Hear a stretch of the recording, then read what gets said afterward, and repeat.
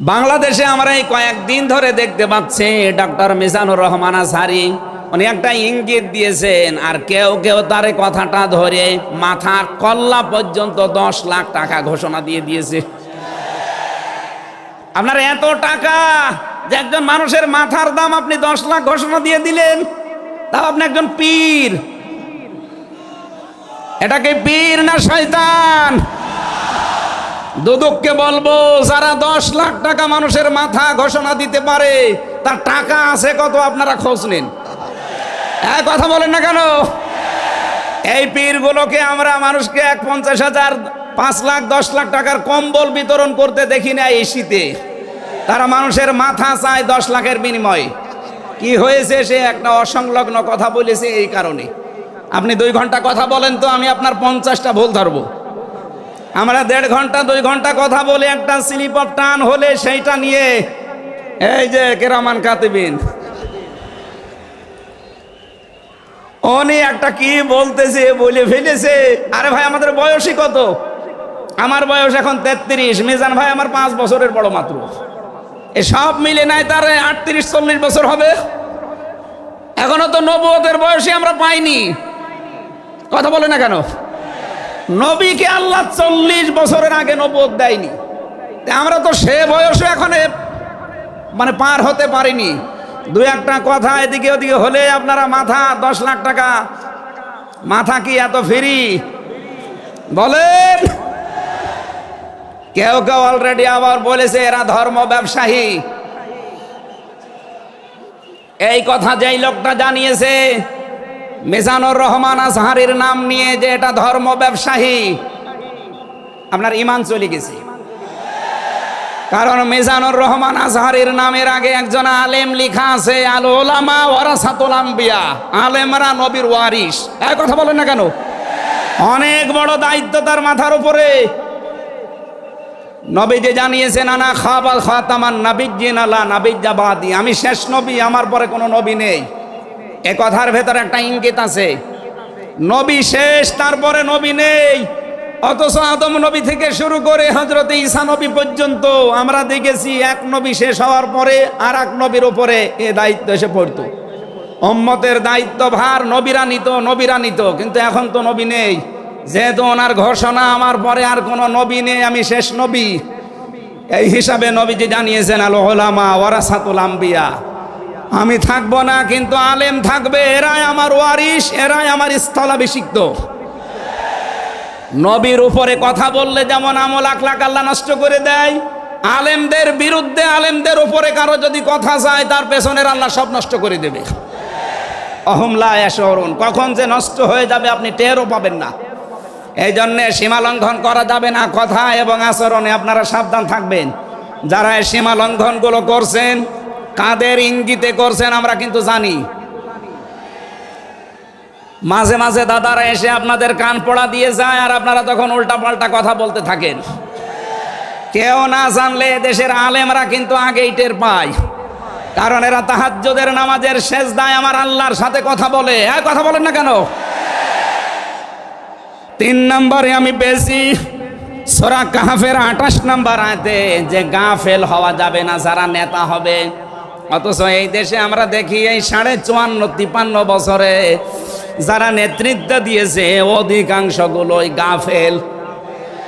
আল্লাহর এই কোরআন সম্পর্কে তারা গাফেল, মানবতার সম্পর্কে তারা গাফেল ছিল। 4 নাম্বারটাই বেশি সূরা নিসা, এইটা আমার মনে হয় না বলাই ভালো। না, এইটা বললে সমস্যা আছে। আমি শুধু আয়াত বলে দিচ্ছি, বাড়ি যে মিলান আমি বাংলাও বলবো না। সূরা নিসা 5 নাম্বার পারার 2 নাম্বার পৃষ্ঠার 11 নাম্বার লাইনের 34 নাম্বার আয়াত। আল্লাহ রাব্বুল আলামিন, বাংলা বলবো, আর রিজালু কাওয়ামুনা আলান নিসা, নেতা হবে পুরুষ, মহিলা নেতা হতে পারবে না। এটা একটু আস্তে বলেন, আমার ভয় করে। এই জন্য আমরা সামনে যারা নেতা হবে তারা যেন পুরুষ হয়। কথা বলেন ঠিক কিনা? নবীজি জানিয়েছেন লা ইউফলিহা কওমুন ওই জাতি কখনো সফল হতে পারে না যে জাতির নেতৃত্বে কোনো মহিলা বসে আছে। আমার এই হাদিসটা 100% বিশ্বাস হয়, আপনাদের না 98%? এই হাদিস 100% বিশ্বাস করেন কারা? দেখি লিল্লাহে তাকবীর। এই দেখেন তো, হাত তোলেনি কে? আলহামদুলিল্লাহ। ঠিক আছে, বসেন বসেন বসেন, তাফসীর মাহফিলে বসেন।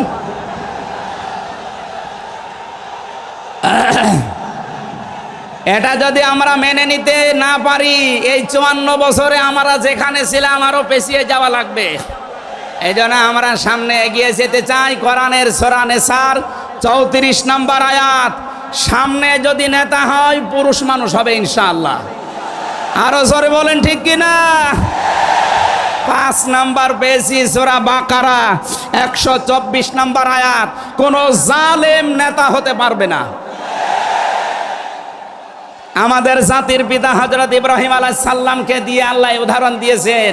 আপনি সূরা বাকারার 124 নম্বর আয়াতটা পড়ে নেবেন। সুতরাং যারা জালেম হবেন সামনে তাদের নেতৃত্বে আসার দরকার নেই, আপনি ভিক্ষা করে খান। হ্যাঁ, কথা বলেন না কেন? আমরা অনেককেই দেখতে পাচ্ছি এই যে দ্বিতীয় স্বাধীনতার পর থেকে অনেকেই জুলুম আরম্ভ করেছেন। আপনারা থামবেন, আমরা সবাই মাজলুম এই দেশে, শুধু ওই 14 দল বাদ দিয়ে। সুতরাং আমরা এই মাজলুমগুলো যেন আবার জালেম হয়ে না যায়, তাহলে নেতৃত্ব দেওয়ার যোগ্যতায় আমরা হারিয়ে ফেলবো। আল্লাহ যেন আমাদেরকে বাঁচান, বলেন আমিন। সূরা বাকারা আয়াত নাম্বার 208। আমরা একটা মাত্র আয়াত থেকে আজকে তাফসীর করার জন্য বসছি, আমার নির্ধারিত সময় পর্যন্ত যাব। এদিকে কি মানুষের চাপে, মানুষের চাপে এগুলো হচ্ছে নাকি? আপনারা একটু ধৈর্য ধরেন। আসলে এনাদের তো আর জায়গা নেই, আর কোথায় পাবে জায়গা? এখানে শুনলাম আসার আগে 8 থেকে 10 লাখ মানুষের ওনারা ব্যবস্থা করেছে। এরপরও বাইরে যে অবস্থা দেখলাম, কমপক্ষে 15 থেকে 16 লাখ মানুষ আজকে এই সিলেটের ময়দানে এসেছে কোরআন শোনার জন্য। আলহামদুলিল্লাহ। সম্মানিত ভাইরা, আমরা যেটা বলতে চাচ্ছি, ঈমান আনার আগে আল্লাহর নির্দেশ যে তাগুত ছেড়ে দাও, তাহলে ফাকাদ ইসতামসাকা বিল উরওয়াতিল ওয়াসকা, এমন একটা মজবুত রশি ধারণ করতে পারবা, লাং ফিসামা লাহা, যা ছিঁড়ে যাবে না। এ বাংলাদেশ সহ বিশ্বে আমরা যারা ঈমানের দাবি করি, অনেকে তাগুত ছেড়ে না দিয়ে ঈমান এনেছি। এজন্য বিপদ আসলে ঈমান আর টেকে না। পক্ষান্তরে যারা তাগুত ছেড়ে দিয়ে ঈমানের দাবি করতে পেরেছে, এই মানুষগুলোর ঈমানের যত পরীক্ষা হয় তাদের ঈমান তত মজবুত হয়। শহীদ আল্লামা দেলাওয়ার হোসেন সাঈদী তার 1 নম্বরে প্রমাণ। কথা বলেন না কেন? 13টা বছর জীবনে একটা ঘরে কাটিয়েছে, তারপরও তিনি মাথা নত করেন নাই। কারণ তাগুত ছেড়ে দিয়ে ঈমান এনেছিলেন। তাগুত ছেড়ে না দিয়ে যদি ঈমান আনতেন, তিনি টিকে থাকতে পারতেন না। আমি বহু মানুষ জেলে দেখেছি, বহু আলেমকে দেখেছি, তারা টিকে থাকতে পারে না, আল্লাহকে পর্যন্ত দোষারোপ করে। ডক্টর শফিকুল ইসলাম মাসুদ দেলাওয়ার হোসেন শিবিরের সাবেক সভাপতি, নাম নিয়ে বলছি এই কারণে, এই মানুষগুলো ঈমান এনেছিল তাগুত ছেড়ে দিয়ে। দেলাওয়ার ভাইকে তার গরম করে লজ্জাস্থানে ঢুকিয়েছে, পুরুষাঙ্গ নষ্ট করে দিয়েছে। 57 দিন লোকটা রিমান্ডে ছিল, তারপরও টলাতে পারে না জালেমরা। কিন্তু যারা ঈমান এনেছে তাগুতের সাথে মিল মহাব্বত রেখে, আপনি তাকান, আগস্টের 5 তারিখের পরে তারা অনেকেই বেঈমান হয়ে গেছে। জাতীয় মসজিদের সাবেক ইমাম, কথা বলে না কেন? 5 তারিখের পরে পালিয়েছে, পৃথিবীর ইতিহাস পাল্টিয়ে দিয়েছে। জাতীয় মসজিদের ইমাম পালিয়ে যায়, এটা একটা লজ্জা না? এমপিরা নাই পালিয়ে গেল, আপনি কেন পালাবেন? কিছুদিন পরে জোর করে এসেছিল ইমামতি আবার করব, জনগণ জুতা দিয়ে পিটিয়েছে। পরের দিন স্ট্যাটাস দিয়েছে, জনগণ জুতা দিয়ে পিটিয়েছে, তাই কি আমার গায়ে লাগেনি। মানুষ কত নিচে নামতে পারে। তার বাবা তো একজন ভালো মানুষ ছিল, একজন আলেম ছিল, কি এসেছে আল্লাহ জানে। একটা জালেমাকে সে নাম দিয়েছে কওমি জননী। এই নামটা যেই দিন দেয় সেদিন জেলখানায় ওনার নামে বদদোয়া হয়েছে। মাওলানা মামুনুল হক সহ যত আলেম ছিল আমরা এক জায়গায়, ওনারা বলছিল যে করলো কি হেফাজত ইসলামের 13 সালে এতগুলো মানুষ হত্যাকারী যার হাতে রক্ত লেগে আছে, আর সেই লোকটাকে নাম দিয়ে দিল কওমি জননী। আমাদের মাথা কাটা গেল।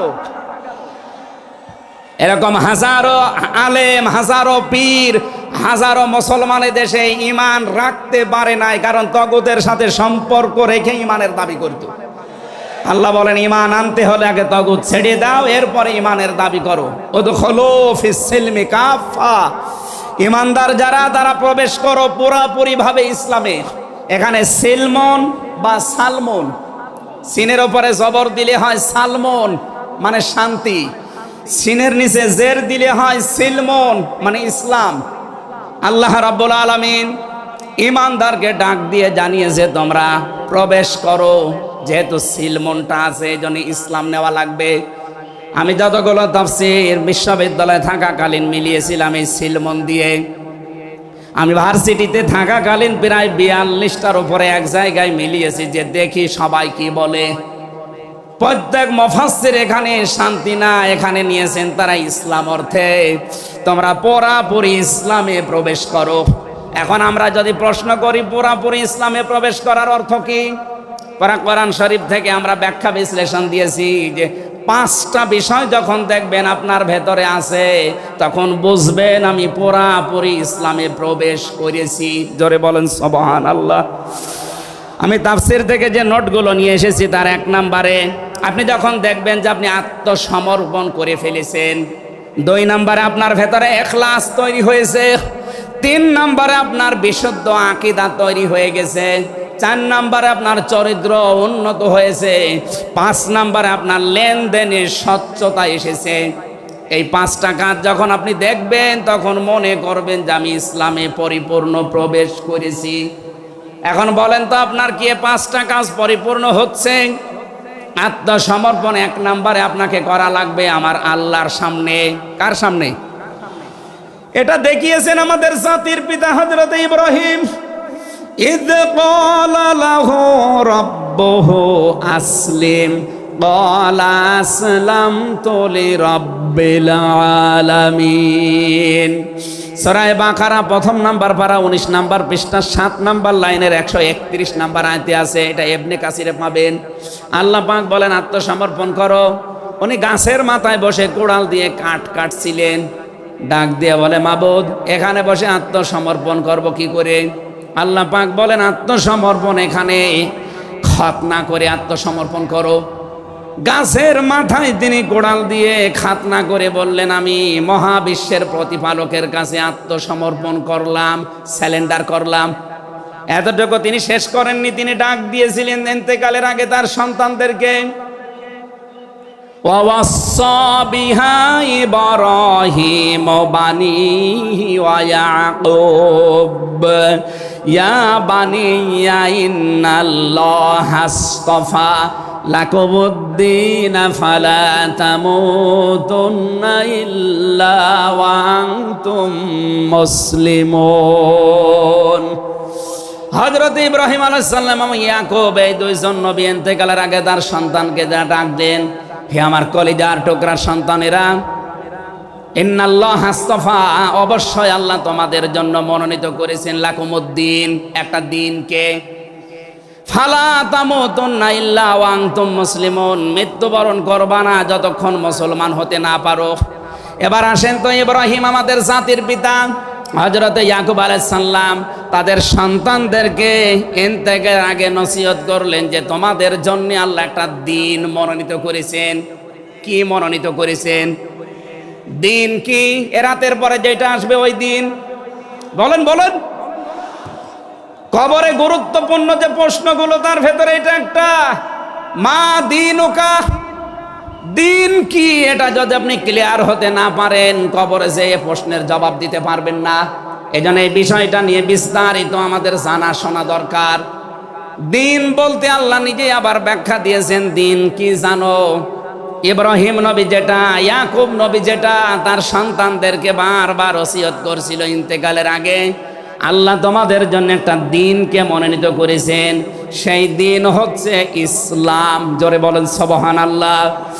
ইন্নাদ-দীনা ইনদাল্লাহিল ইসলাম। অবশ্যই আমি আল্লাহর কাছে মনোনীত একটাই দিন আছে, তার নাম, আরো জোরে বলেন। এখন পৃথিবীতে প্রায় 4,500-এর উপরে ধর্ম আছে, দিন আছে। 4,500 ধর্মের কোন দিনের উপরে, ধর্মের উপরে আমার আল্লাহ রাজি নেই, খুশি নেই, তিনি পছন্দ করেন না। একটাই মাত্র দিনকে তিনি মনোনীত করেছেন, পছন্দ করেন, তার নাম ইসলাম।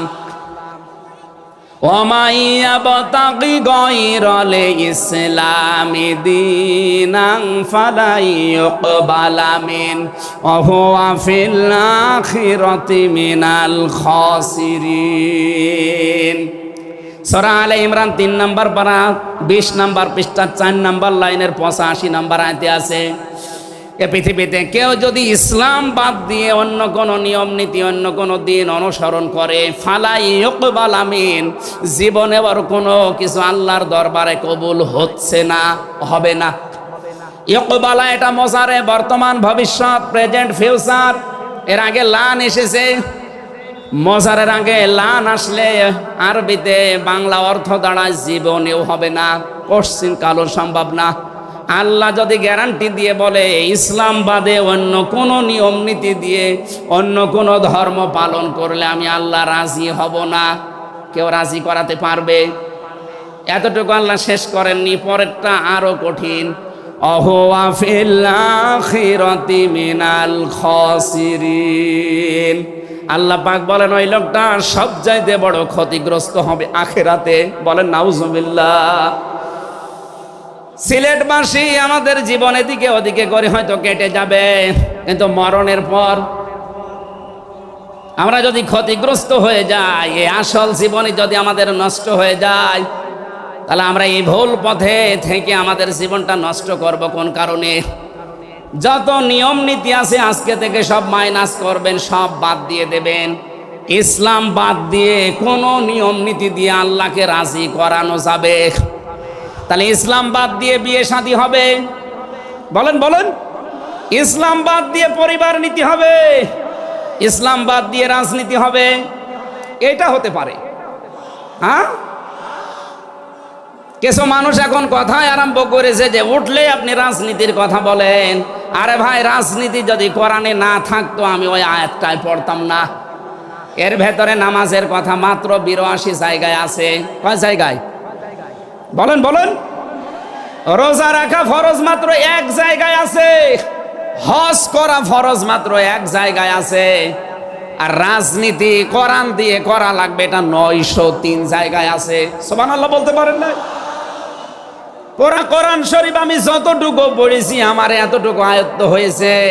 নামাজের চাইতে, হজের চাইতে, যাকাতের চাইতে সব চাইতে বেশি আলোচনা দিয়েছেন আল্লাহ রাজনৈতিক বিষয়ে। তো সেইটা যদি আমি বলতে না পারে যে আমি কি রামায়ণ থেকে, গীতা থেকে আপনাদের আলোচনা শোনাবো? এজন্য সাফ কথা, দিন ইসলাম, ইসলাম বাদ দিয়ে অন্য কোনো নিয়ম নীতি মানা যাবে না। আমি সেদিন যশোরে এক কলেজের অধ্যাপককে, বিসিএস ক্যাডার উনি, ওনাকে বলেছিলাম আপনাকে জোর করি না স্যার, আপনি শুধু আমার ধর্মীয় গ্রন্থ এই কোরআনে কারিম একটু বুঝে বুঝে পড়েন। 3 মাস সময় দিলাম আপনাকে। 3 মাস পরে, যেহেতু জ্ঞানী মানুষ, 3 মাসের পরে দেখি মুসলমান হয়ে গেছে। এজন্য অন্য ধর্মের যারা আছেন, রেকর্ড হচ্ছে, আপনাদেরকে আমরা জোর করব না। আমাদের ধর্মে জোর নেই, লা ইকরাহা ফিদ্দিন। আমাদের ধর্মে জোর আছে, জবরদস্তি নেই, জোর নেই। এই জন্যেই তো 850 বছর এই এলাকা মুসলমানরা শাসন করেছে, একটাও মন্দির ভাঙে নাই। অথচ আমরা আমাদের প্রতিবেশী রাষ্ট্রে দেখতে পাচ্ছি এরা অনেকগুলো মসজিদ অলরেডি ভেঙে দিয়েছে, ধোয়া ধোয়া তুলে।